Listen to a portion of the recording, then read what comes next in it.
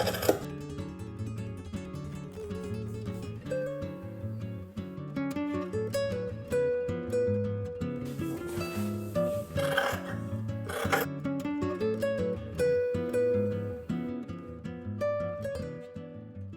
everybody and welcome. In the summertime, I love wearing skirts. I love wearing skirts all year round actually, but in the summertime especially, I can play with volume, and especially in lighter natural fibers such as light cottons or linens, you can get a good amount of volume and swish with your skirts. And there is one pattern in particular that has caught my eye. It is the Sew Over It Ruby skirt, which is a free pattern if you sign up for their newsletter. And it has caught my eye because it is a really interesting shape. It has a button-down placket in the front, it is an A-line shape, and then it has a waistband elastic just in the back half, so it's flat in the front and it's got a waistband elastic in the back. And it looks very, very similar to the Sew Over It Sienna skirt that I've made in the past in a white linen, and I love wearing that skirt. It is so swishy and glamorous in a white linen, and I wear it all the time when it is hot out. And so this skirt is interesting for two reasons. The first is that it has a waistband elastic in the back half of the waistband, whereas the Sienna skirt does not, and therefore when you sit down or if you have a big lunch, for example, it can kind of be very tight at the waist. And then secondly, the Sienna skirt is part of the Sienna dress in the Summer Dreaming ebook by Sew Over It, which retails for between I think 30 and 40 pounds, which is a lot if you're looking to just make this skirt. And so the ruby skirt is free and accessible to everyone, and therefore really interesting.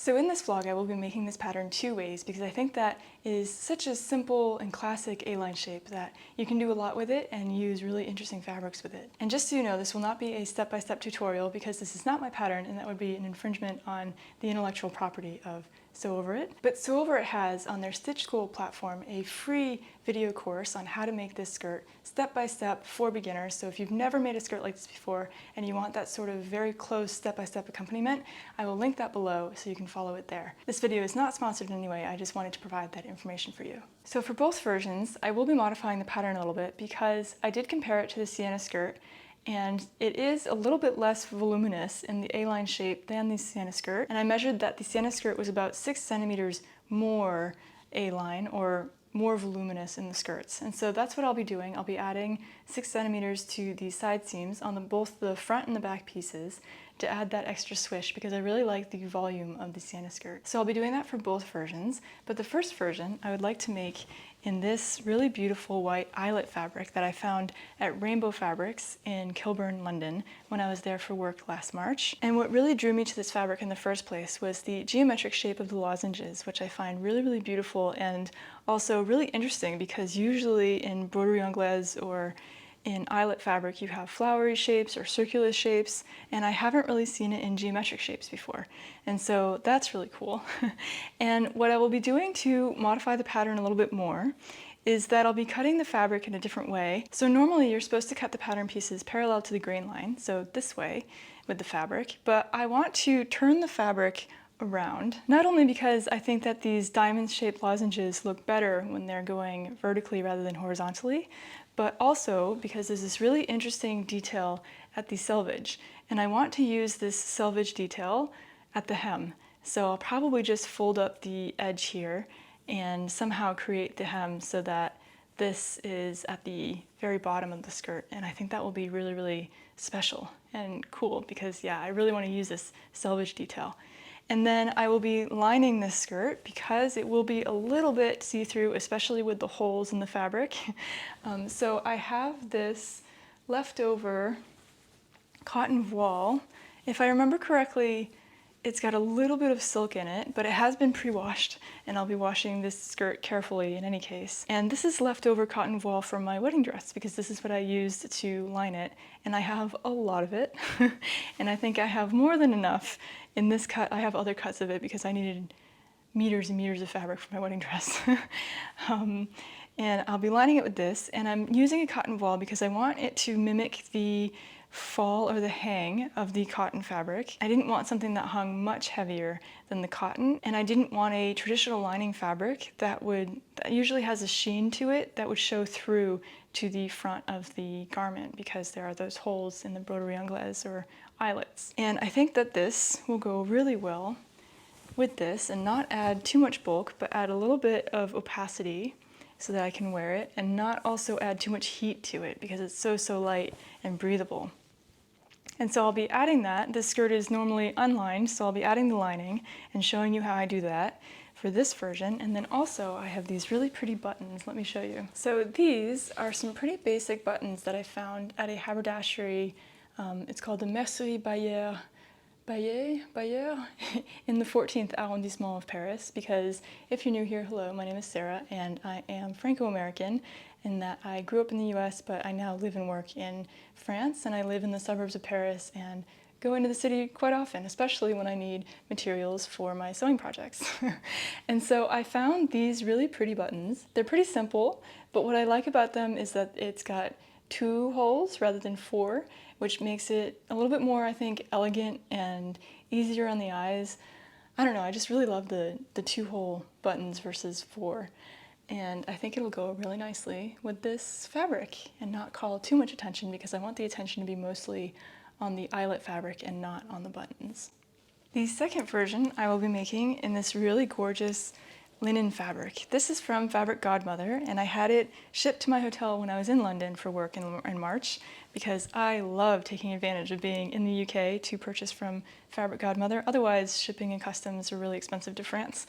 But this is absolutely beautiful. And what I really love about it, in addition to the colors, is that it has this sort of stripe and then pinstripe to it, which is not something that I see very often. And so, it's just lovely. And I will be using these really gorgeous buttons that I found on my honeymoon in Japan last year. Last May we went to explore the Isle of Kyushu, and we stayed in Kyushu for 2 weeks and we just explored all over. And after Fukuoka we went to Kumamoto, which was my favorite part, I think, of our honeymoon, because it was just so welcoming and so lovely and beautiful. And I found a tiny haberdashery in one of the covered streets that you have in Japan often, and I found these really gorgeous buttons. If you'd like to see what I got up to on my honeymoon and all the fabric shopping I got to, I did create a video on that, so I'll link it as well. But I think that the buttons will look really lovely with this fabric. I think that they're a little bit of a darker blue, but they're not too warm in the color blue, I think. And I think it's going to be really stunning with this. And if not, I can always switch out the buttons and use this for something else. But I think that it's going to go really well with this fabric. And so I'm going to start working on that. It is really hot today. It is the 3rd day of a heat wave that we're experiencing in France. I think in Europe and the UK in general. It is the beginning of July, and I am just melting. It's not even noon, and it is so hot. And so my goal for today is to cut out these 2 versions. So first modify the pattern, then cut out these 2 versions. And then I think that'll be it for me today. I'm not sure if I'll sew very much. Oh, it's just too hot, but I'll try. But anyway, I hope you enjoy this video and that this gives you ideas as to how you would like to modify this pattern and customize it yourself. And let me get right to it.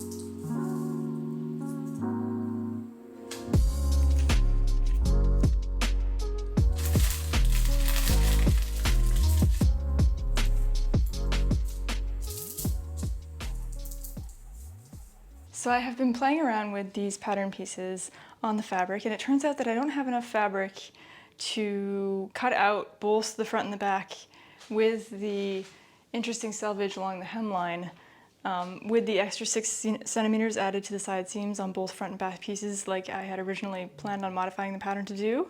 And in fact, I tested it out and the original size fits. So if I remove that extra 6 centimeters that I had added onto the side pieces, then it'll fit. and there's just about ½ centimeter in between the two pieces. So I will be able to cut it out and have it be correctly placed, like perpendicular to the grain line and not anywhere. Also, another thing is the edge of the selvage is a straight line, obviously, so I'm not going to get all of the embroidered effect along the bottom hem because it's not curved like the bottom hem. Oh, there's a lot of wind all of a sudden. That might need to come down. Anyway, really quickly, so what I will be doing is, removing the extra 6, and then, oh yes, so the embroidery along the selvage will just have to curve up into the side seam, and I think it'll be okay because we'll still see it pretty nicely along the center front and center back where the hem sort of levels out, and I think it'll still be pretty interesting and worth it to cut it this way. I don't think that'll add the patch pockets to this version, because I want the embroidery or the eyelet fabric to really shine, and I think that patch pockets would add a little bit too much distraction, or it won't be as streamlined and really concentrate on the beauty of the fabric as much. And so yeah, I think I'll leave out the pockets and yeah, get to cutting.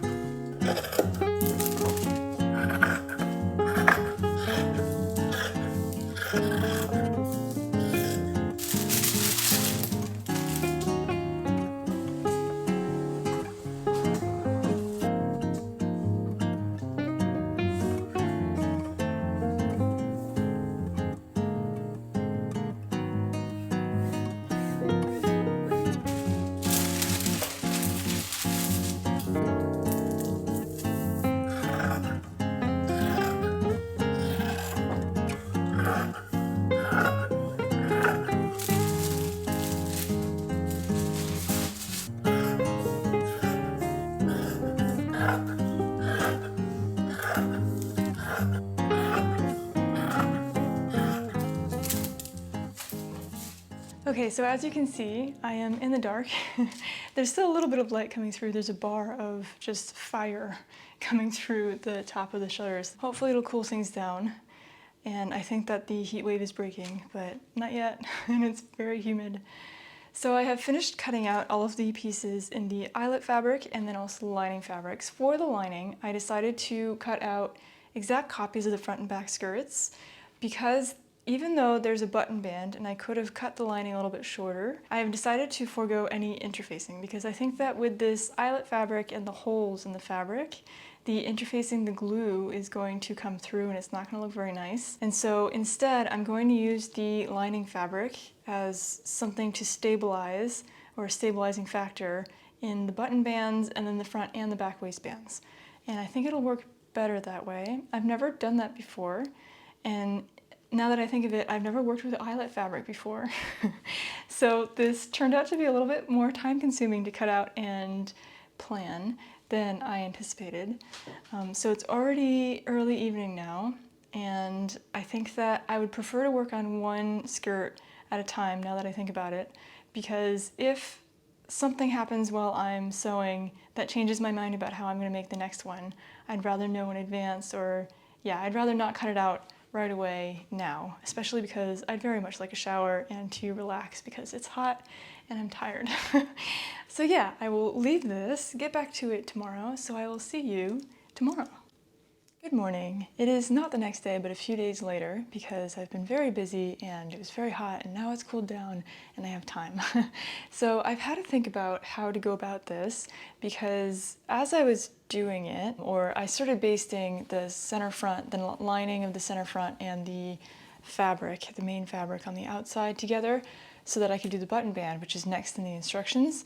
But then I realized that I may not want to underline the whole skirt or line the whole skirt. I might want the lining to be a bit higher, so not just because I don't want the lining to show through when I'm wearing it, but also I could play around with transparency and have the lining even shorter so that there's a little bit more of a transparent effect below the knees, for example. So what I would like to do is have the lining be only down to just below my knees, which I measured by holding up the skirt piece up to myself and then sort of marking where my kneecap is so that I know exactly where, or just below my kneecap, so I know where I want the lining to fall. And then I added a centimeter because I will be doing the lining hem with a baby hem or a rolled hem, like a very small, tiny hem. So I only need a centimeter to do that. And so now what I need to do is go along the edge, this is the hem edge, and mark where I need to cut off this excess fabric.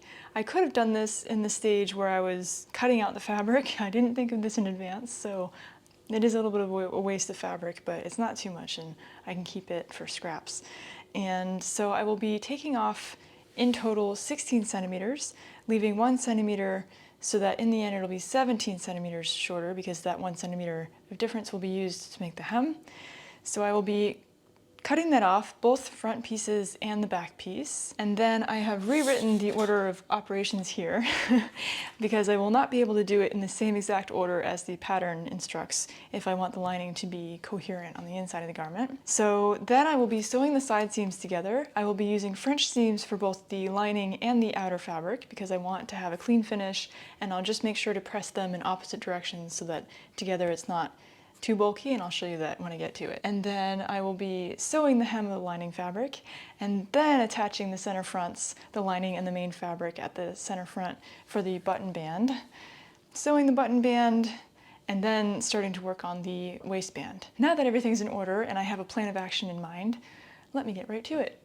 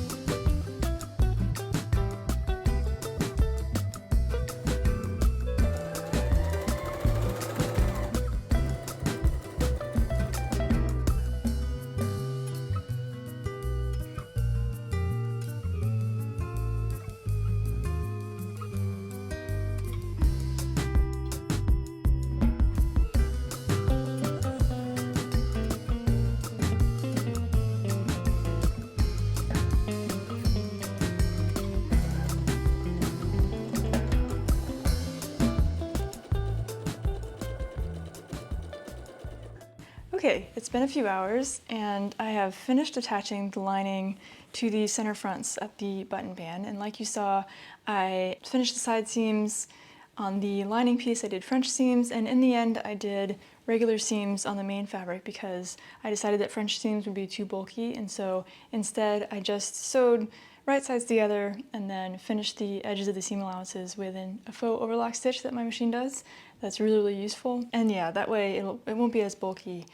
And now, oh, and then I also finished the hems of the lining with this small rolled or baby hem. So now the next step is to gather the front pieces here. So not the back piece because there's the elastic that will be inserted later, but in between the button placket and the side seam, I'll be doing gathers. So I was thinking of doing the main fabric separately from the lining fabric, but actually the lining's so light that I think I'll just gather it together. I don't think it'll be too bulky, and that way it'll act as one piece of fabric. So it's more of an interlining now, except that they're separate at the side seams, so not quite, kind of a mix between the two, lining and interlining. And yeah, so both sides. Then I need to do the waistband, insert the elastic, finish the hem of the main fabric, and then add the buttons and buttonholes, and then it'll be finished. So It's about 4 o'clock now. I might finish this today. We'll see.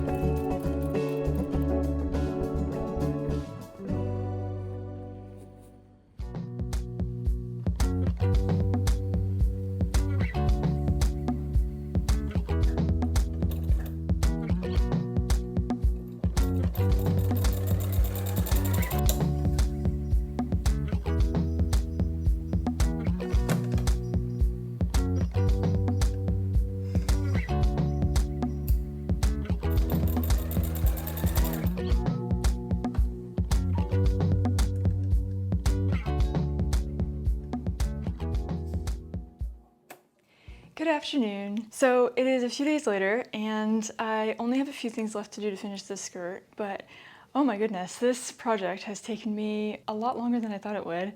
It's been about 2 weeks since I started these two skirts and I think it's entirely worth it, but yeah, a lot longer than I anticipated. I'm going to try and finish this evening. It's about 5 o'clock in the evening and I think I have about an hour, 2 hours before I have to take everything down so we can have dinner at this table. But basically, I just need to finish doing the hem of the skirt and then add the buttons and buttonholes, and then the skirt will be finished. The only thing I need to be really careful with is the front button bands here. I want to make sure that these stripes absolutely line up along the front button band. It's hard to show you here. So I just need to be very, very accurate with the buttons and buttonholes. And then I will be finished and be able to try this on for you. And yeah, let me get sewing on that and finish this skirt.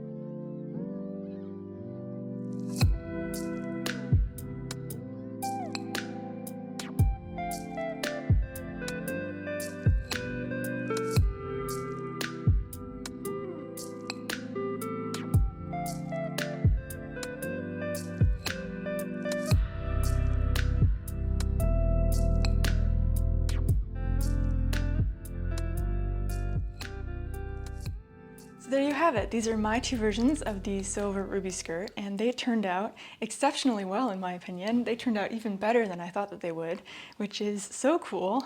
Let me know which one is your favorite version of these two, and let me know what you would do with this pattern if you would make it in a different kind of fabric, such as viscose for example, or if you would modify it in another way. I would love to know. If you made it to the end of this video, thank you so much for watching, and I hope that you enjoyed this sewing vlog. If you did, don't hesitate to leave a thumbs up and to subscribe so you don't miss any new videos from me. I will make sure to leave in the description a link to this pattern and to the Stitch School video course of how to make this skirt if you want to check that out. I hope you are having a wonderful summer. I will see you again here soon with a new video very soon. Take care and bye-bye.